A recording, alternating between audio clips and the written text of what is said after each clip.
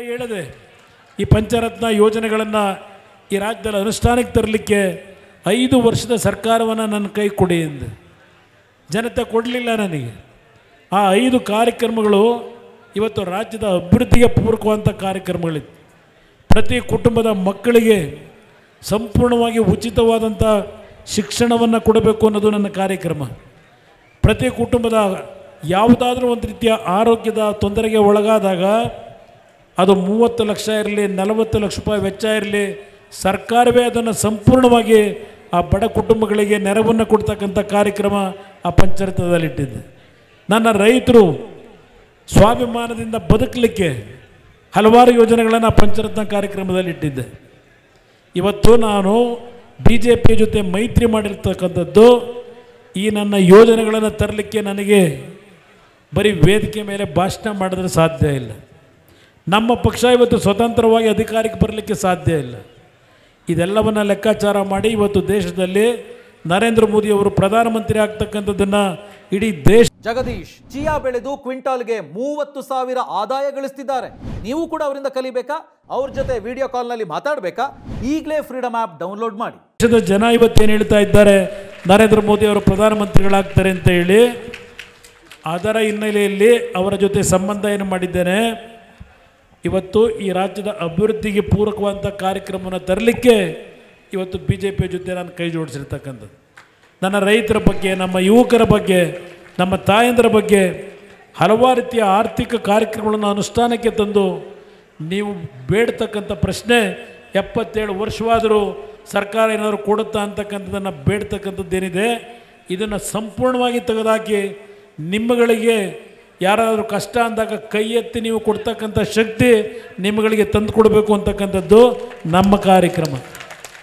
ದಯವಿಟ್ಟು ಒಂದು ಬಾರಿ ಈ ಬಾರಿ 28ಕ್ಕೆ 28 ಸ್ಥಾನವನ್ನು ನನ್ನ BJP ಮತ್ತು JDSನ ಕಾರ್ಯಕರ್ತ ಬಂಧುಗಳಲ್ಲಿ ಮನವಿ ಮಾಡ್ತೇನೆ.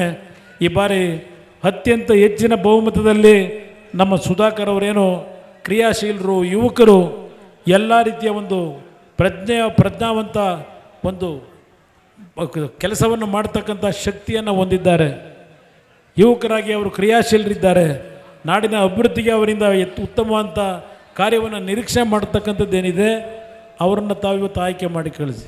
ಇವತ್ತು ನಾನು ಒಂದು ಮಾತು ಹೇಳ್ತೀನಿ, ಇಲ್ಲಿಯ ಶಾಸಕ 20ನೇ ತಾರೀಕು ಮೋದಿಯವರು ದೇವನಹಳ್ಳಿ 3 ವರ್ಷ ಇಲ್ಲಿಯ ಶಾಸಕರ ಬಗ್ಗೆ ಮಾತನಾಡಬೇಕು ಅಂತ ಇಲ್ಲಿ ಯಾರು ಕಿವಿಲಿ 2-3 ಜನ ಹೇಳೋದು.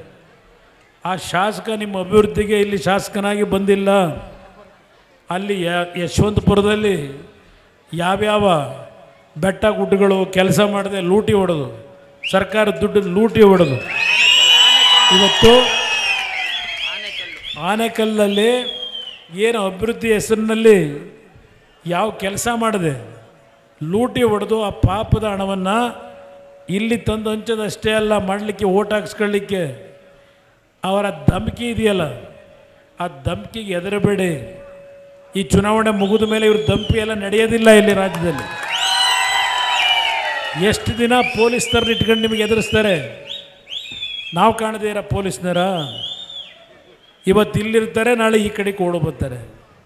ಹೆದರಬೇಕಾಗಿಲ್ಲ ನೀವು ಯಾರೂ. ನನ್ನ ಕಾರ್ಯಕರ್ತರು JDS ಕಾರ್ಯಕರ್ತರಿರಲಿ, BJP ಕಾರ್ಯಕರ್ತರಿರಲಿ, ಇನ್ನು 2 ತಿಂಗಳಿಷ್ಟೇ ಇವ್ರ ಆಟ. 2 ತಿಂಗಳಾದ ಮೇಲೆ ಇವರೆಲ್ಲ ಎಲ್ಲೆಲ್ಲಿ ಇರ್ತಾರೆ ನೋಡೋಣ ಅಂತ ಹೇಳ್ತಾರೆ. ಮೊನ್ನೆ ನಮ್ಮ ಮುಖ್ಯಮಂತ್ರಿಗಳು ಹೇಳ್ತಾರೆ, ಏನೋ ನಾಯಿ ಹಸಿದಿತ್ತಂತೆ, ಊಟ ಅಳಿಸಿತ್ತಂತೆ. ಇವ್ರು ಹೇಳ್ತಾರೆ ನಮ್ಮ ಪಕ್ಷಗಳ ಬಗ್ಗೆ. ಇವ್ರ ಕತೆ ಎಲ್ಲಿಗಿದೆ? ದೇಶದಲ್ಲಿ ಸಿಕ್ತಾರೆ ಮನೆ ಬಾಗಿಲು ಕೈಕಾಲು ಹಿಡ್ಕೊಂಡು ಓಡಾಡ್ತಾ ಇದ್ದಾರೆ, ನಮ್ಮ ಜೊತೆಗೆ ಬನ್ನಿ ಬನ್ನಿ ಅಂತೇಳಿ. ನಿಮ್ಮ ಜೊತೆಗೆ ಬಂದು ನಮ್ಮನ್ನು ಏನು ಮಾಡಿದ್ರಿ? ನನ್ನ ರೈತರು ಸಾಲ ಮನ್ನಾ ಮಾಡ್ತೀನಿ ಅಂದರೆ